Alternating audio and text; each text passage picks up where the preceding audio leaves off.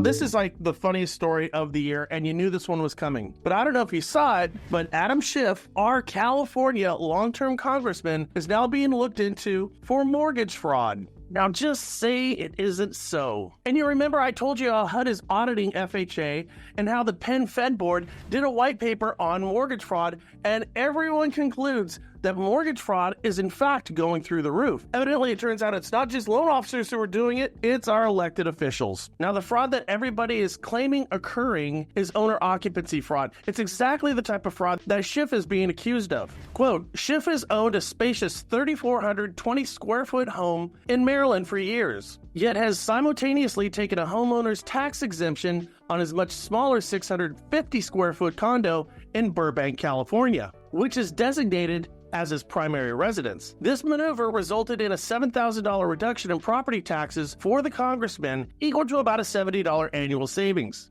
Schiff did not ask for the same exemption on his Maryland property. The controversy deepens, though, as tax records show that in 2017, Schiff paid his California Burbank property taxes with a check that had an address from his Maryland address, the only year he used a personal check for this purpose, according to CNN. Further, information from various sources, including his past comments, his social media posts, and records suggest Schiff is predominantly living in his Maryland property, despite claiming his California Burbank property as his primary residence, which is what he needs to do to be a representative of the state of California in the Senate. But that's not taking place. Now, here's the whole kicker in this thing. I don't know a lender in the world who would go along with writing this loan. Sure, I believe the 600 square foot Burbank house is the one you live in primarily, despite what everything else says. I'm pretty sure the 3,420 square foot property he has in Maryland is the one he's using as his primary address.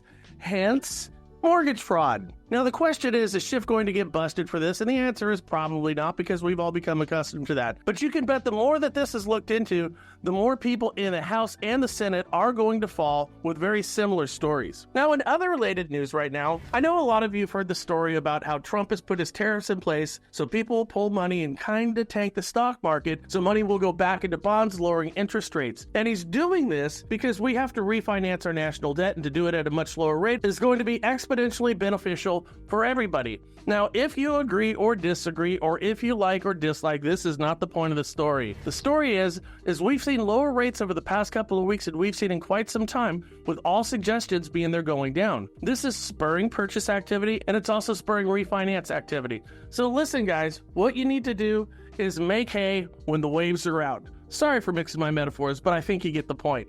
Make sure you reach out to me. Can't wait to talk to you. And of course, let me know what you think about everything in the comments down below. I look forward to talking to you. Hope this helps. Hey guys, Brian Stevens here with Mortgage Shots and the National Real Estate Post. Listen, loan officers, if you want to find my calling strategy and why I'm getting nearly 100% conversion, it's true. Fill out the information down below and I will call you directly.